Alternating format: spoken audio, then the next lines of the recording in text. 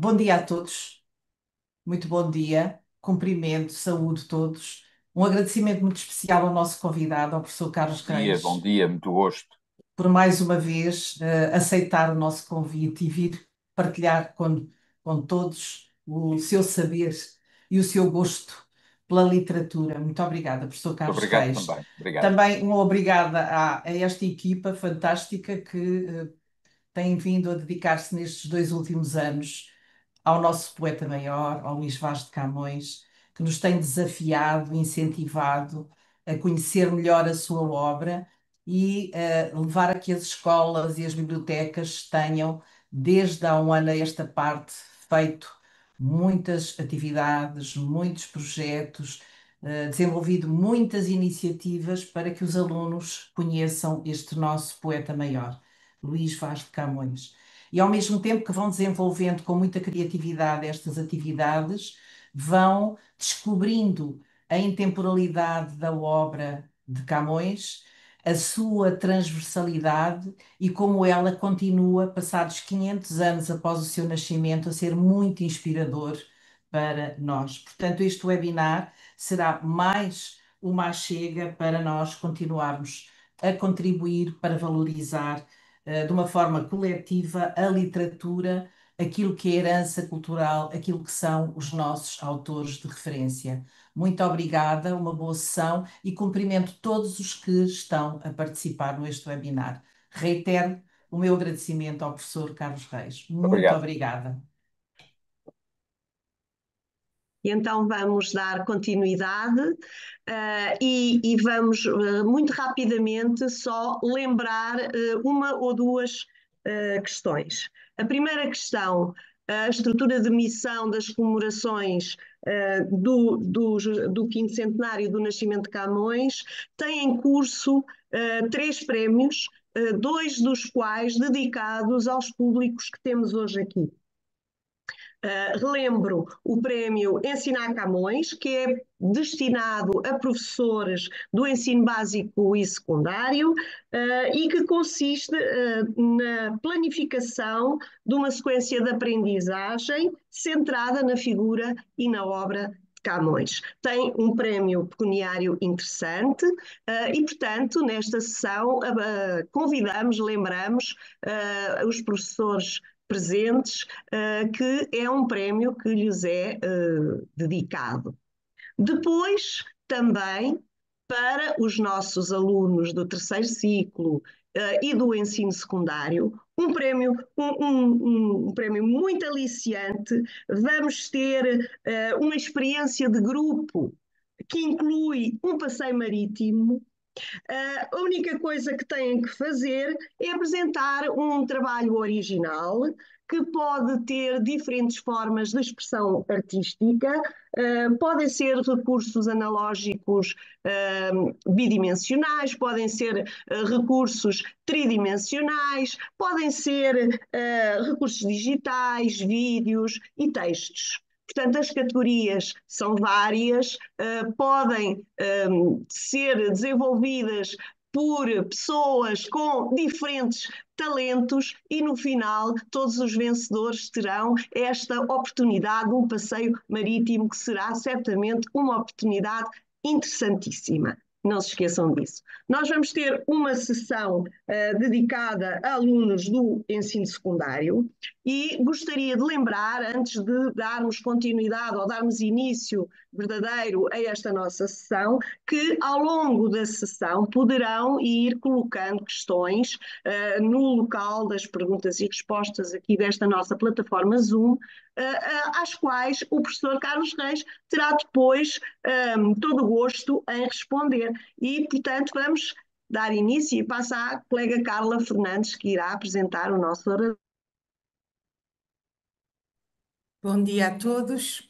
O nosso orador de hoje para os professores dispensa apresentações, porque realmente ele trata-se de uma referência para todos os professores de língua portuguesa e não só, e de literatura em concreto, mas para os alunos que hoje nos veem, dou as boas-vindas a todos e vou fazer então uma breve apresentação do professor Carlos Reis. O professor Carlos Reis é catedrático emérito da Universidade de Coimbra e autor de mais de 30 livros publicados em Portugal, em Espanha, Itália, na Alemanha, na França e no Brasil.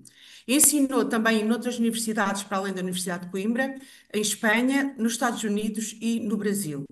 Uma parte da sua investigação é consagrada a Eça de Queiroz, um autor que os nossos alunos têm a oportunidade de estudar no 11º ano, sendo também coordenador de uma edição crítica de 24 volumes da imprensa nacional que os professores subejamente conhecem e dos quais também temos vindo a recolher algum material para a nossa atividade docente.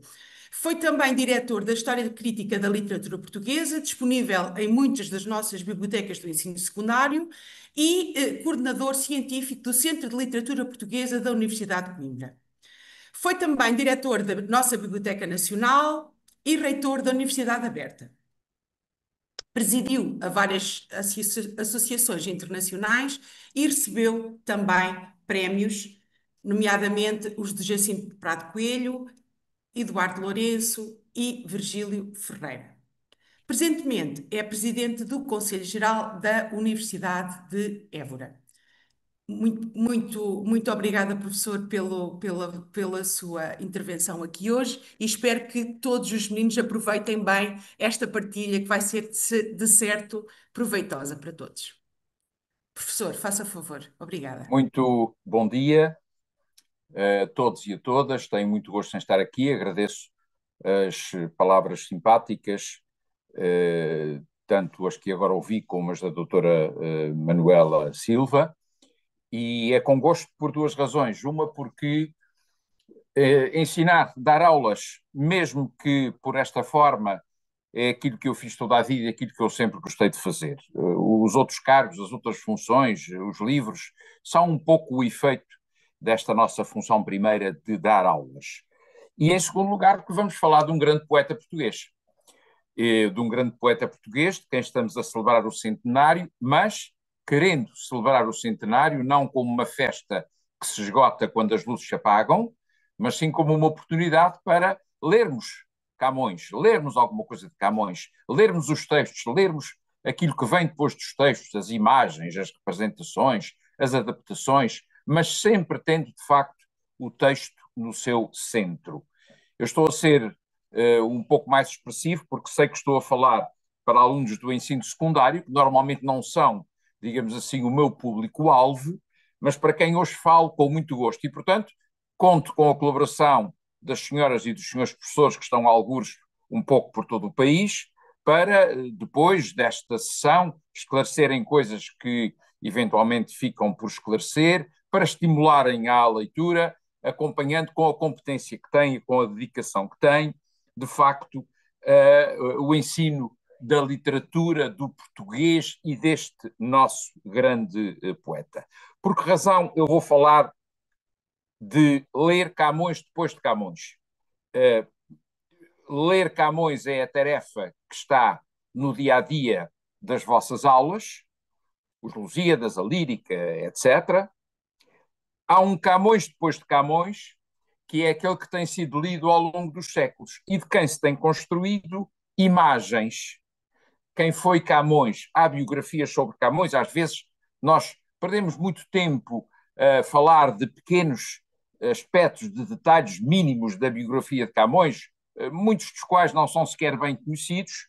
Eu prefiro ver como Camões tem transitado pelos tempos fora, em especial do século XIX em diante, que é aquilo que hoje aqui está em equação, na escultura, na pintura, na gravura, noutros textos, mas reconduzindo-nos sempre à leitura de Camões. Nós hoje não lemos Camões como ele era lido no século XVI e no século XVII e por aí fora, porque Camões recebeu uma série de leituras e de imagens que acabam por influenciar a leitura que fazemos de Camões, mas sempre voltamos aos textos de Camões. E, portanto, ao longo desta sessão, eu vou, sobretudo, mostrar imagens e alguns textos, um pouco para defender esta linha de pensamento que tem estado a seguir. E já para entrar em matéria, vou partilhar aquilo que aqui tenho para partilhar.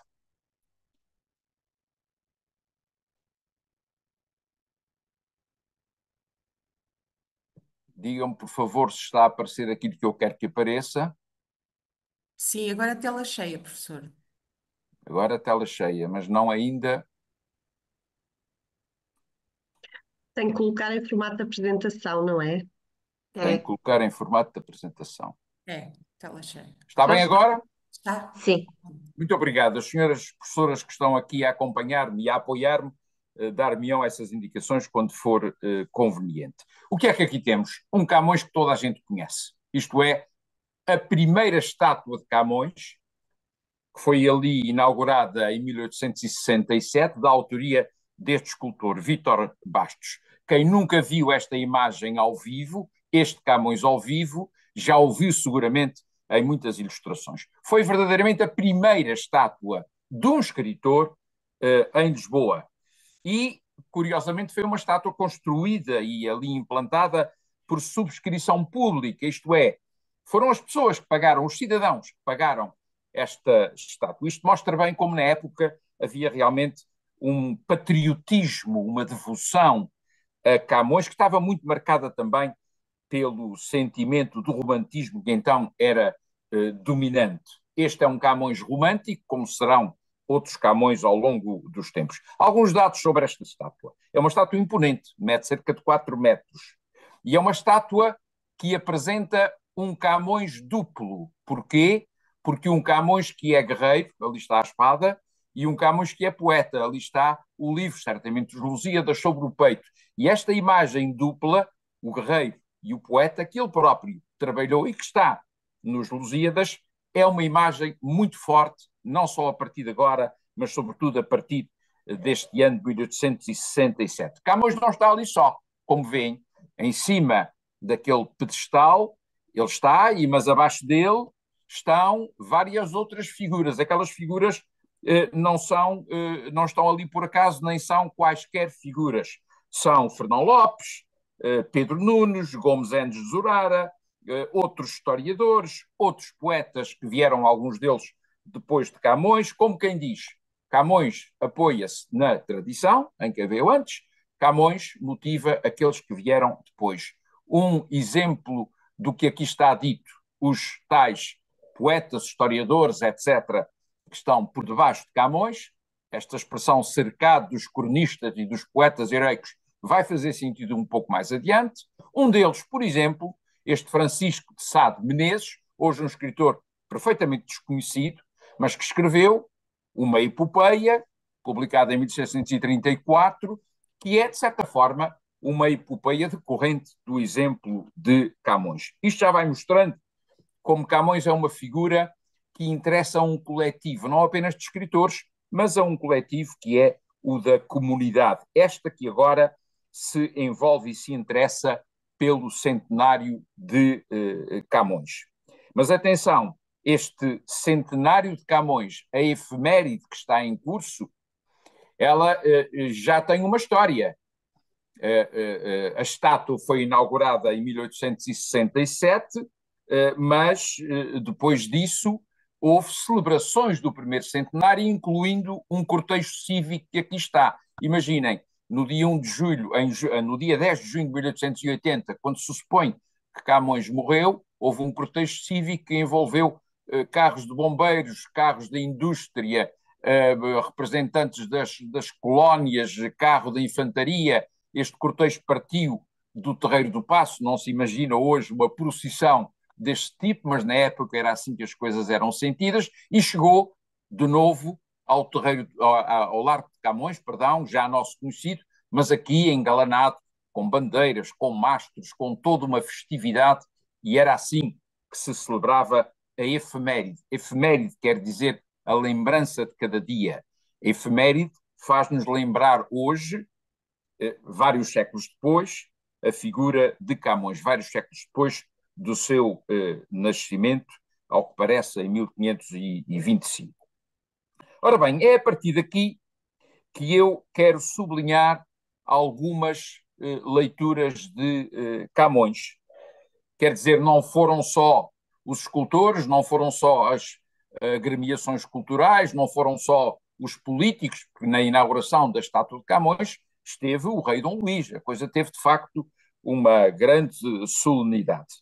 Foram também os escritores que deram certas imagens de Camões que hoje, de alguma forma, continuam a influenciar a leitura que nós fazemos de Camões. Eu tenho aqui 3 exemplos que vou procurar, sobretudo, explicar para vos dar a ideia de como ler Camões depois de Camões é dar atenção a estas interpretações que foram feitas por alguns escritores. E o primeiro é essa de Queiroz, no final do Crime do Padre Amaro. Não importa agora, não vou, digamos, atormentar os meus caros alunos do secundário com a história do Crime do Padre Amaro. Um dia lerão, se é que já não leram, um grande romance, mas que termina com um episódio que se passa precisamente ali naquele espaço, no Largo de Camões, junto à estátua.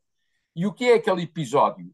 São 2 padres e um político responsáveis pela decadência de Portugal naquela época, é essa a crítica de Essa de Queiroz, que junto à estátua de Camões, e sem perceberem que ele está ali e o que é que ele significa, olham aquilo que os rodeia sem repararem em que aquilo que os rodeia é de facto um cenário de decadência. O homem de Estado, o tal político, que se chamava Conde de Ribamar, os 2 homens de religião, o Padre Amaro e o Cónego Dias, todos 3 em linha, junto às grades do monumento, gozavam de cabeça alta esta certeza gloriosa da grandeza do seu país. E por aí vai, e logo a seguir diz-se, ali ao pé daquele pedestal, sob o frio olhar de bronze do velho poeta, que é como quem diz, eles estão a ver o cenário, mas o poeta está a vê-los a eles, e está a perceber que eles desmentem o que foi o exemplo do poeta. Neste lugar que é, diz-se na última linha, uma pátria para sempre passada, uma memória quase perdida. O texto é claro quanto a este contraste entre o presente decadente e a memória de um Camões que é estátua, mas que parece que está esquecido pelos responsáveis pela decadência. Reparem num pormenor, e foi por isso que eu trouxe aqui uma imagem desta primeira edição de 1880. O Essa escreveu isto entre outubro de 1878 e outubro de 1879, publicou em 1880, sabia muito bem que o livro seria publicado no ano do 3º centenário da morte de Camões. E, portanto, quis tirar efeito disso mesmo. Mas mais, os 2 padres e o político não veem Camões, mas veem na frente deles 2 fachadas tristes de igreja. Isto está no texto um pouco antes do que está aqui. Eu trago aqui uma imagem de um pintor, Abel Manta, não confundir com o João Abel Manta, que é filho, uma imagem, um quadro, um cenário, no fundo, 1932, portanto já posterior àquele texto que eu vos mostrei, mas que eu trago aqui pelo seguinte, vê-se Camões de costas. Normalmente a estátua de Camões é vista de frente, e vê-se Camões de costas, vendo-se também as tais 2 igrejas que ali estão. Foi assim mais ou menos que os 2 padres e o político viram este cenário e ao sublinharem a presença das igrejas, estão de alguma forma a fazer das igrejas também cúmplices desta visão crítica que lançam sobre esta realidade. Primeiro exemplo, portanto, Essa de Queiroz, no final do Crime do Padre Amaro. Segundo exemplo, um grande poeta português, chamado Cesário Verde, para mim o maior poeta português do século XIX, no mesmo ano de 1880, porque atenção, os meus 3 exemplos são todos de 1880, o Crime do Padre Amaro e agora o poema de Cesário Verde, ou melhor, a série de poemas de Cesário Verde, chamada O Sentimento de um Ocidental, e que está, como vão ver, em concordância com o texto de Essa, como se Cesário Verde fosse também, não estou a dizer que o tenha sido, um leitor do texto de Essa e, portanto, um leitor de Camões, já com alguém pelo meio. O que é que está no sentimento de um ocidental? O ocidental lembra alguma coisa, a ocidental Paraíba Lusitana, que está num dos cantos dos Lusíadas, quando Vasco da Gama, falando ao rei de Melinde, descreve o lugar de onde vem. E, portanto, não é um ocidental que esteja aqui por acaso. É um ocidental, o próprio Cesário Verde, da ocidental pátria lusitana, que tem um sentimento em relação àquilo que vê e que escreveu sobre isso. O que é que escreveu sobre isso? esta série de poemas chamada justamente O Sentimento no Ocidental, publicada, e eu trouxe aqui o jornal da época, no Jornal de Viagens do Porto, nesse ano, como já disse, de 1880. É um longo poema, que evidentemente não vamos ler agora, mas que provavelmente passará aí nas vossas aulas pela mão e pela ajuda competente dos velhos, dos vossos professores. Os velhos estava aqui nos meus apontamentos, porque nesta publicação entra um velho, e um velho que não é qualquer um, o velho do Restelo. Isto é, este número, vou retirar a imagem e vou voltar a colocá-la, este número do Jornal de Viagens, chamado Portugal a Camões, é uma homenagem com textos, sobretudo com poemas de vários poetas, a maior parte deles hoje completamente esquecidos, mas que era a celebração que se fazia na época. Mas uma celebração, e é aqui que eu quero chegar, que traz imagens. Esta, por exemplo, do Velho do Restelo, era o tempo em que as revistas e os jornais começavam a ter alguma ilustração. E, portanto, era o tempo em que Camões e os Lusíadas, para além de um texto, eram sobretudo, ou cada vez mais, imagens. E o Velho do Restelo, como uma grande personagem dos Lusíadas, provavelmente a maior personagem dos Lusíadas, está aqui representado com uma imagem que depois será de alguma forma retomada, imitada, seguida por outros artistas plásticos, porque ele é de facto uma figura muito forte dos Lusíadas. O que é o texto de Cesário Verde? É aqui que eu quero chegar. O texto de Cesário Verde diz-nos isto que está aqui em certo momento. Como digo, são 4 poemas longos. Num deles, Cesário Verde, que anda a deambular pela cidade. É muito importante isto de andar a deambular pela cidade e de chegar ao Largo de Camões, porque vai vendo, vai observando, vai percebendo que o tempo de Camões e dos Lusíadas é um tempo já passado. Evoca as crónicas navais, portanto, é um trabalho de memória. Mouros, baixéis, heróis, tudo ressuscitado. Luta Camões no Sul, salvando um livranado. É o episódio famoso, talvez um pouco inventado, do naufrágio de Camões. Singram soberbas naus que eu não verei jamais, que é como quem diz, no fundo, o tempo de Camões, o tempo que ele quis glorificar, é um tempo passado. E aí o poeta chega ao lugar onde está Camões, que é aquele largo a que eu volto, que é que ele vê isto, num recinto público e vulgar, com bancos de namoro e exíguas pimenteiras. Os vossos professores depois poderão explicar tudo isto mais em pormenor. Bronze monumental de proporções guerreiras, um épico de outrora ascende num pirar. O que é que interessa aqui? Interessa aqui, entre outras coisas, dizer que este épico é de outrora, isto é, o tempo dele passou. E no século XIX esse tempo está esquecido, como já tínhamos visto no texto do Essa. E interessa outra coisa também. No meio desta atmosfera, que é, como já o disse, uma atmosfera banal, prosaica, decadente, há alguém que ascende, que sobe. Cá está ele de novo. Retomo a imagem de há pouco para mostrar como, de facto, Camões tem ali um lugar de destaque acima do que é o país neste tempo e, neste caso, em 1880. Esta espécie de figuração ascensional dá-nos, de facto, um Camões que é uma figura dominante por cima e acima deste cenário. Terceiro exemplo, deste menos conhecido, também em 1880, um poeta hoje meio esquecido, Cesário Verde não, Gomes Leal, um poeta um pouco esquecido, publicou um poema longo em 4 cantos, chamado A Fome de Camões. Aqui as coisas vão mudar um pouco de figura e até de uma forma talvez um bocadinho pessimista demais. Porquê? Porque Gomes Leal, no seu livro A Fome de Camões, ele tem melhor poesia do que esta que eu vos vou dar a ler, e que é uma poesia, de facto, não da melhor que nós temos na nossa poesia portuguesa. Mas, enfim, de qualquer forma, Gomes Leal, em 1880, antes de celebração, vem dizer-nos: Camões, no seu tempo, não foi devidamente valorizado. Foi um poeta incompreendido, foi um poeta injustiçado e, portanto, ao contrário da celebração que se estava a fazer então, é preciso lembrar um Camões que foi um Camões desprezado. um Camões que sofreu mesmo depois da publicação do seu grande poema em 1572.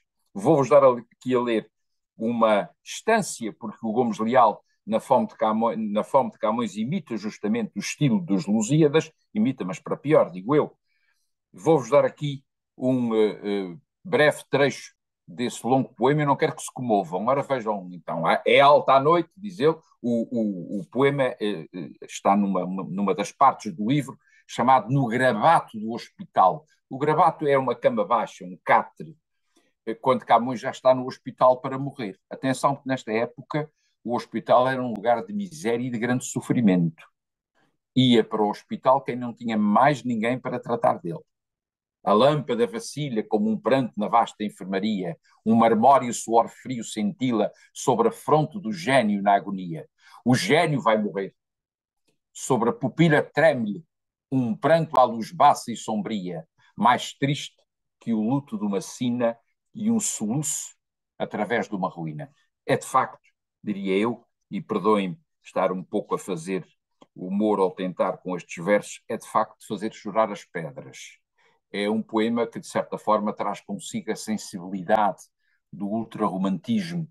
E Gomes Leal não era um poeta ultrarromântico, mas aqui, de facto, cedeu à tentação desta imagem de Camões, que me interessa por aquilo que vem a seguir, não pela qualidade do poema, que não me parece muito grande, mas por esta imagem extremamente sombria, noturna, pessimista, negativa, mórbida, que ele dá do poeta injustiçado.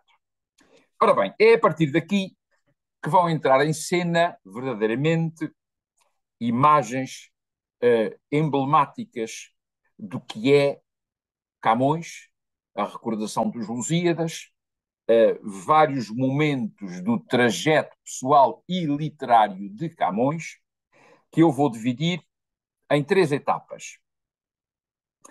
E vou dar exemplos iconográficos. Iconográficos justamente porque são exemplos de imagens, de ícone. Primeiro, a forma como a pintura ou alguma pintura viu a vida, os mitos, até as invenções que se fizeram em torno de Camões.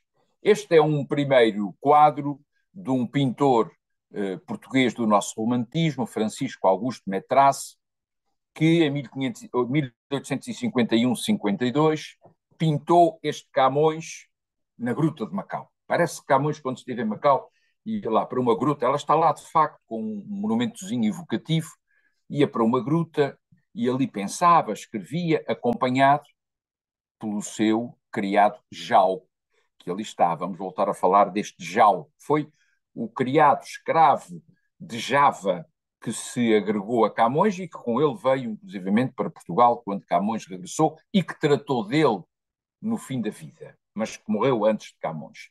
Camões, na Gruta de Macau, é perfeitamente o retrato do poeta contemplativo, que tem ali o manuscrito sobre os joelhos, as folhas já escritas que estão ali no chão ao lado dele, que olha a distância e que dá de nós, de facto, uma imagem do gênio isolado. Este é um momento da vida de Camões. Outro momento da vida de Camões, o famoso naufrágio. Agora uma gravura de um artista italiano, Paulo Emílio Morgari, que nos deu a imagem de um Camões náufrago. Eu nunca acreditei muito, devo dizer, nesta hipótese do Camões ter nadado com o poema numa mão e, ao que parece, com a espada na outra. Não seria talvez um campeão de natação capaz desta proeza. Mas evidentemente que o imaginário romântico tratou de dar a devida figuração a este Camões que já ali numa rocha, depois do navio ter naufragado, levanta o rolo de texto ao céu e segura a espada, e ao lado está de novo o poeta Jau. O escravo Jau. Quem quiser acreditar, acredita. De qualquer forma, esta imagem é uma imagem muito marcante para quem foi Camões e para a forma como Camões sentiu e viveu estes azares da sua vida. Há um passo dos Lusíadas que está aqui, onde é referido este episódio de uma forma um pouco vaga. Mas ou pode ser uma invenção do próprio Camões, porque os Lusíadas têm muito de ficção, como é evidente, não são um livro de história. Este receberá Plácido e Brando, este é o rio Mekong, a cuja foz Camões teria ido dar depois do naufrágio. Este rio receberá Plácido e Brando, no seu regaço os cantos que molhados vêm do naufrágio triste e miserando, dos procelosos baixos escapados, das fomes, dos perigos grandes, quando será o injusto mando executado, naquele cuja lira sonorosa será mais afamada que ditosa. Vamos reencontrar estes dois versos mais adiante. E vamos reencontrá-los justamente numa imagem que tem alguma coisa também de um pouco caricato, digamos assim.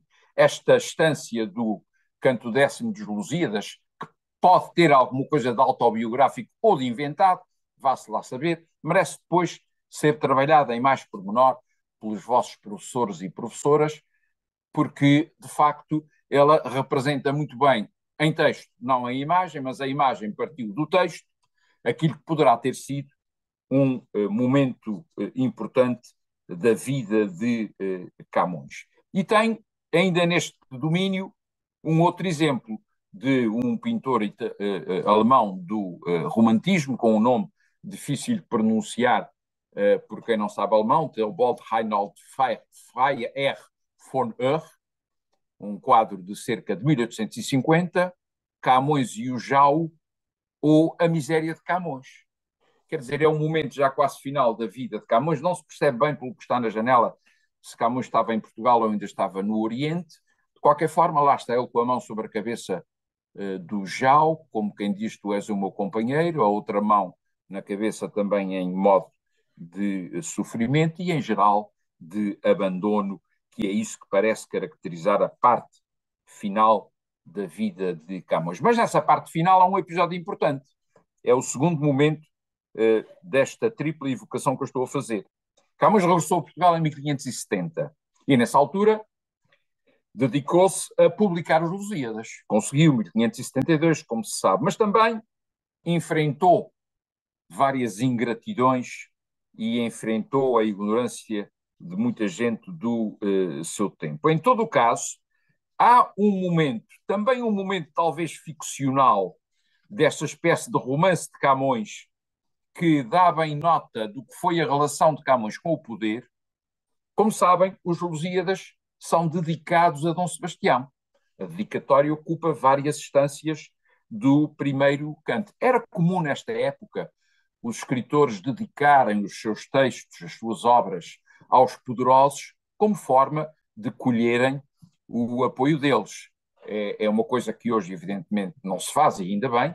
Não sei se estão a ver o que haveria de caricato se um poeta dedicasse um poema ao primeiro-ministro ou ao presidente Marcelo Rebelo de Sousa. Toda a gente acharia que ele estava a tentar apoios de uma forma completamente artificial, mas na época era assim que se fazia. Esse tal episódio é Camões lendo os Lusíadas a Dom Sebastião. Dom Sebastião estaria em Sintra. Aqui tenho a primeira imagem de um artista da época, Manuel de Macedo. Aparece nos lugares Manuel Macedo, noutros Manuel de Macedo. Camões lendo os Lusíadas ao rei Dom Sebastião na Penha Verde. A gravura é uma chamada litogravura sobre uma matriz de pedra. Tem Camões ali ao centro, entre as duas árvores, a ler o seu poema. Dom Sebastião está assentado junto da árvore que está do lado esquerdo. Não entra na cabeça de ninguém, muito sinceramente, que Camões lesse 10 cantos dos Lusíadas a Dom Sebastião em Sintra. Talvez lesse algumas instâncias para mostrar o trabalho que tinha feito. Em todo o caso, esta imagem, que é uma espécie de complemento da dedicatória, como já vão ver, esta imagem transformou-se numa imagem quase obrigatória do regresso de Camões e da sua relação com o poder. Uma segunda imagem, quase irmã desta, é a do artista António Ramalho, neste caso um quadro a óleo, Camões lendo os Lusíadas a Dom Sebastião, em 1893. E a situação é a mesma. O poeta que presta o seu tributo, o monarca que está ali a ouvir, era um jovem, muito jovem. Dom Sebastião era jovem quando morreu em Alcácer Quibir, ou desapareceu. Aqui era mais jovem ainda, porque Alcácer Quibir foi em 1578, isto foi em 1572. Era praticamente um jovem da idade daqueles que me estão a ouvir. Estão daí a imaginar Camões a ler-vos os Lusíadas de uma ponta à outra? Seria interessante, mas talvez um bocadinho longo demais. Admitamos que leu algumas das instâncias dos Lusíadas. Bem mais perto de nós, um artista plástico ainda vivo, felizmente, José de Guimarães. Esta é uma serigrafia que representou, evidentemente, num estilo muito diferente daqueles que nós vimos até agora, o rei do lado direito, com a sua coroa a saltar da cabeça, e o poeta do lado esquerdo, com os seus 4 louros da coroa de louros em cima da cabeça e com um olho em forma de carta, como quem diz, trago-te aqui uma mensagem, que é os Lusíadas. Por detrás dele estão mais ou menos velas de naus, figuras que parecem estar a naufragar, armas, etc. Mas, basicamente, a situação é a mesma. Isto é, o poeta vem e presta homenagem ao poderoso. De acordo com a dedicatória que eu recordo aqui. E vós, ó bem-nascida segurança da lusitana antiga liberdade, e não menos certíssima esperança de aumento da pequena cristandade, era assim que o Camões, que elogiava o poder, via o rei Dom Sebastião, e depois diz mais adiante, cortei ali vários passos do texto, os olhos da real benignidade ponde no chão, isto é, tu estás aí alto, olha para o chão, aqui estou eu. Vereis um novo exemplo de amor dos pátrios feitos valorosos, em versos divulgados, numerosos. Eu venho dar, portanto, exemplo de amor à pátria, como com um poema épico. E isso é o tributo que o poeta presta ao monarca, ainda no princípio, quando anuncia aquilo que virá depois, e que é a tal relação que havia na época do poeta com o monarca. Atenção, porque naquele último verso, os vossos professores explicarão isso, em verso divulgado numerosos. Numerosos não significa em grande número, naquela época significava versos bem ritmados, que era aquilo que o poeta desejava fazer. E depois Camões morre, evidentemente, e a morte de Camões dá lugar a outras imagens ainda.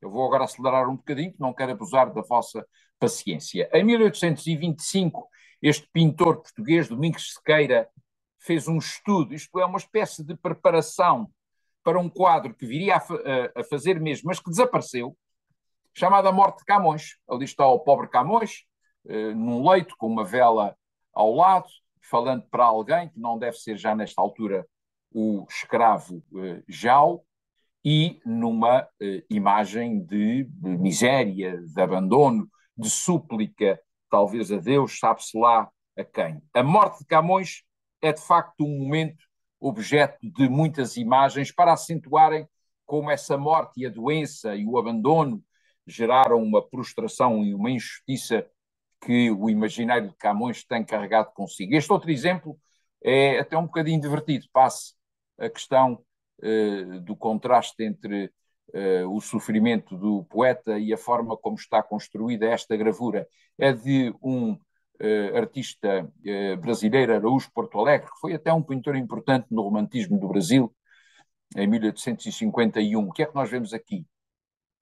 O escravo Jau, que está a entregar ali, aparentemente, uma esmola de alguém que aparece do lado direito, meio escondido, para que não se saiba quem foi que veio ajudar o poeta. Ora bem, o poeta está prostrado numa cama, uma cama que é mais do século XIX do que do século XVI, mas as duas coisas curiosas neste quadro, nesta representação, são que por cima da cama há alguma coisa escrita na parede, que é isto que está aqui que eu destaquei. E o que está escrito na parede é aquele cuja lira sonorosa será mais afamada que ditosa. São dois versos que vêm daquela estância que estava lá atrás do naufrágio de Camões. Aqui foram adaptados, porque o verso diz naquele, e aqui está aquele, cuja lira sonorosa será mais afamada que ditosa. Isto é, a poesia de Camões terá mais fama do que proveito ele teve com essa poesia. Até aqui tudo bem, só que Não sei se estão a ver ali no canto superior esquerdo, pendurado na parte de trás da cama, o que é que está? A coroa de louros, assim como quem pendura ali um casaco ou um guarda-chuva. Não parece, de facto, uma imagem muito dignificadora do pobre Camões que está aqui a morrer, ou quase, mas foi feita certamente com boa intenção. Tal como foi feita também este outro quadro do mesmo Francisco de Metraz, que já nos apareceu antes, que tinha, de facto, uma grande admiração por Camões, A Morte de Camões, um quadro de 1874. Ora bem, além destas leituras, entre aspas, que são leituras através de imagens, há outras leituras através de textos, mas em diálogo com imagens. Eu vou dar agora um salto para o nosso tempo. Em 1980, no quarto centenário da morte de Camões, publicava-se uma peça de teatro chamada Que Farei com este Livro?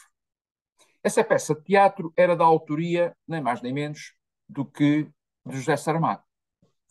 Não interessa agora a peça de teatro, apenas o facto de, em 1980, 100 anos depois de 1880, um século depois, se voltar a comemorar Camões à luz das mesmas ideias, porque a peça de teatro de Saramago é sobre isso. Camões chegou à pátria e que vou agora fazer com este livro chamado Os Lusíadas. É uma peça de teatro que talvez um dia venham a ler, não importa agora. Aquilo que pode vir a estar no vosso horizonte de leitura proximamente, oxalá que sim, é O Ano da Morte de Ricardo Reis, do mesmo José Saramago. Um romance publicado em 1984 e um romance que é um romance de regresso. De regresso de quem? De Ricardo Reis à pátria. E imaginem quem Ricardo Reis encontra nesse regresso a Portugal. Na estrutura do romance, o regresso de Ricardo Reis dá-se em 1935, no finalzinho, e o romance decorre depois em 1936. Ele encontra Camões. Não Camões de carne e osso, mas o Camões que fica no caminho das estátuas. É uma expressão do próprio romance. O que é o caminho das estátuas? É isto que está aqui, que talvez possam ver depois com mais demora. Este Ricardo Reis chega a Lisboa, instala-se primeiro num hotel que estava no Cais de Sodré e passeia muito por Lisboa. Longos passeios. Está aqui descrito até com um mapazinho um desses passeios. E num determinado ponto, no terceiro momento, chega à Praça Luís de Camões. E vai por ali fora, sobe ao Bairro Alto, vai ao Príncipe Regal, desce e chega de novo à Praça Luís de Camões. Quer dizer, Camões não pode evitar, Ricardo Reis, perdão, não pode evitar Camões. Ele aparece-lhe no caminho, mas aparecem também outras estátuas. O chamado caminho das estátuas no romance não implica só a estátua de Camões, implica a de Eça de Queiroz, por onde o Ricardo Reis passa antes. Ele teve sorte, agora um bocadinho de humor negro, porque ele viu a estátua. Atualmente há um carro de bombeiros em frente à estátua estacionado quase sempre e não se vê a estátua. Não sei como é que isto é possível, mas acontece. Ora bem, vê a estátua de Eça de Queiroz, conversa um pouco ali com ele, sobe e vê a estátua de Camões, já vou voltar a isto, e mais tarde, noutro passeio ainda, chega à estátua do Adamastor, que está no Alto de Santa Catarina, uma estátua de 1927. Destas três, esta era a única que o Ricardo Reis não conhecia. O que é que decorre do diálogo entre estas estátuas e da forma como Ricardo Reis as vê? Em parte decorre uma imagem de Camões, que é uma imagem um pouco paródica. Isto é, o nosso Ricardo Reis, ou o Saramago, através do Ricardo Reis, faz paródia em torno de Camões, como quem diz. Este Camões também pode ser visto de outra forma. Não tem que ser sacralizado, não tem que ser visto como uma figura divina. Chegou ao Camões, atravessou o Bairro Alto, descendo pela Rua do Norte, tudo isto está certo e este caminho pode ser feito. Isto é uma boa sugestão de passeio em Lisboa. Chegou ao Camões, era como se estivesse dentro de um labirinto que o conduzisse sempre ao mesmo lugar. A este bronze afidalgado e espadachim, espécie de D'Artagnan. A estátua é, portanto, um bronze afidalgado e espadachim, espécie de D'Artagnan. Como quem diz, Este Camões não é outra coisa senão a personagem de um romance, enfim, de Alexandre Dumas, chamado Os Três Mosqueteiros. Porquê? Porque Camões tem na mão direita a tal espada. E a partir de agora, na figuração de Saramago e no olhar de Ricardo Reis, ele é visto fundamentalmente como um espadachim. E a imagem que se tira daqui é esta. Vamos dar atenção a Camões, e Saramago tinha uma grande admiração por Camões, mas não façamos de Camões só uma estátua que inclusivamente pode ser interpretada de várias maneiras. E tanto assim que um dia este Ricardo Reis, que era médico, instala-se num consultório em Lisboa para ganhar a vida. Onde é que ficou o consultório? Não por acaso, num pequeno apartamento ali atrás da estátua, naquele edifício que ali está. Ora, nós vamos voltar então a ver Camões de costas, tal como essa também o viu de costas. Vamos voltar a ver Camões de costas para se mostrar que há um outro Camões que pode até ser um pouco caricaturado, mas vejam o texto antes. É bem mais adiante. No Camões encontrou, é o que está para trás, como sabem, os textos de Saramago é muito difícil cortá-los. E então, no Largo de Camões, encontrou com tanta fortuna que se achou instalado num gabinete com janela para a praça. É certo que viu o D'Artagnan de costas. Já não é Camões, agora é a tal personagem espadachim do Alexandre Dumas. Mas as transmissões estão asseguradas. E disso fez demonstração um pombo voando da sacada, isto é, da varanda, para a cabeça do vate, do poeta. Provavelmente foi-lhe segredar o ouvido com malícia columbina de pombo, que tinha ali atrás um concorrente. Mente como a sua às musas dada, é um verso de Camões adaptado, porém, braço não mais do que às seringas feito. Saramago continua a parodiar agora os Lusíadas. A Ricardo Reis pareceu que o Luís de Camões encolher os ombros, nem era o caso para menos. Vamos ver a estátua tal como o Ricardo Reis a via. É assim, de costas. E continua a espada à vista. E aí estão os pombos que, de uma forma um bocadinho desrespeitosa, andam por cima das estátuas, da de Camões também, a fazer sabe-se lá o quê. Vou terminar e deixar-vos em paz por agora. E vou terminar para dizer que estas propostas que eu aqui fiz são propostas que dão de Camões talvez uma imagem um pouco diferente daquela que vocês tinham. Mas uma imagem que, além disso, é múltipla, porque são artistas plásticos, porque são romancistas, porque são poetas que releem Camões depois de Camões e que trazem com eles sentidos que nós não deixamos de ter presentes quando voltamos àquilo que é essencial, que é o texto. E é aí sempre que devemos voltar, com a certeza de que não lemos o texto inocentemente, mas sim com a memória daquilo que, ao longo dos séculos, e aqui, sobretudo no século XIX e no século XX, e muito mais haveria para dizer, foi sempre feito. O próprio José Saramago deu-nos, de uma forma muito pontual e muito localizada, uma imagem escrita desta necessidade de ouvirmos Camões e os Lusíadas, mas termos presente que ele vai mudando, quando abriu e fechou o seu romance. No ano da morte de Ricardo Reis, começa-se assim, primeira frase: aqui o mar acaba e a terra principia.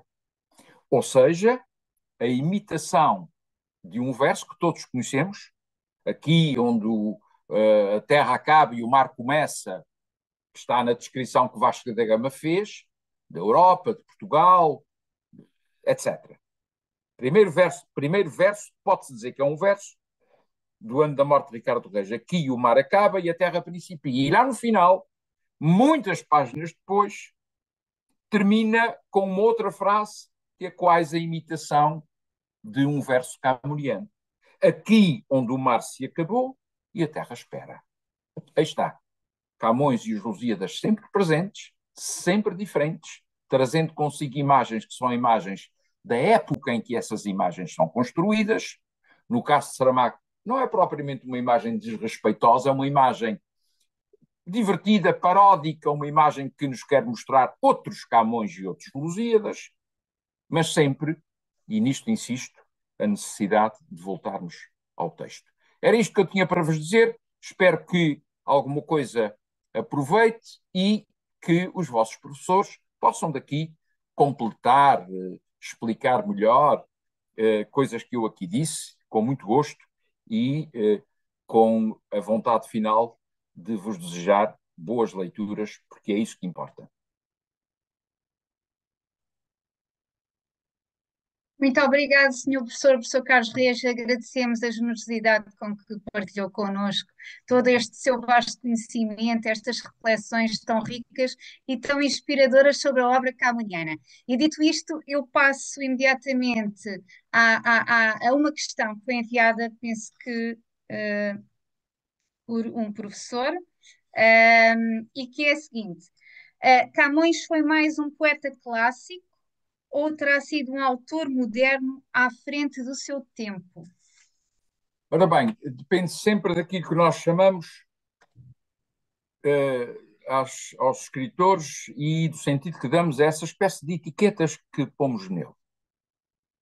Camões é um clássico no sentido em que, e o termo clássico tem muitos sentidos, no sentido em que é um poeta de sempre, um poeta da classe, do estudo, um poeta a que voltamos, um poeta que nos diz muito.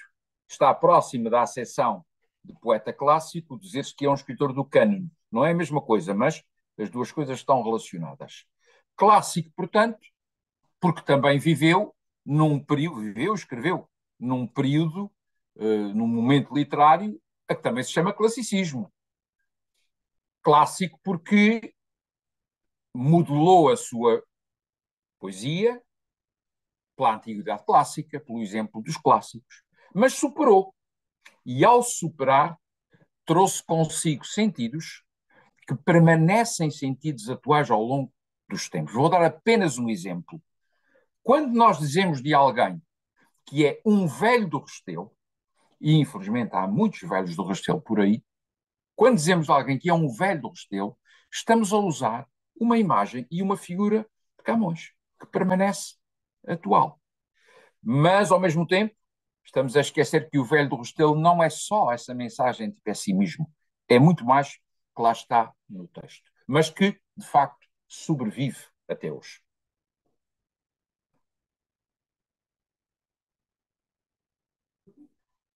Muito bem, passo então à professora Paula Ribeiro para encerrar, não temos mais questões. Então, se calhar sem mais delongas, neste fecho, retomaria o agradecimento profundo da parte da Rede de Bibliotecas Escolares e de todos os presentes aqui ao senhor professor Carlos Reis, que com a sua habitual clareza, erudição e paixão, nos conduziu nesta reflexão sobre como ler Camões depois de Camões.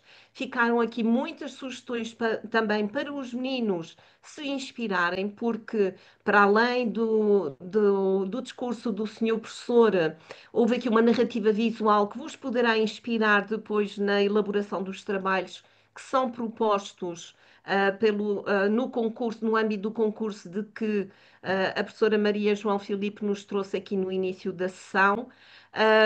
Ler Camões é mais do que revisitar um clássico, não é, senhor professor? Penso que podemos dizer, é redescobrir também a língua, a imaginação, a criação literária que nos define e, sobretudo, também problematizar este Portugal que nos chegou através de Camões e depois dos escritores que se inspiraram também em Camões e que também deram diferentes faces deste Portugal que continua a interpelar-nos a todos.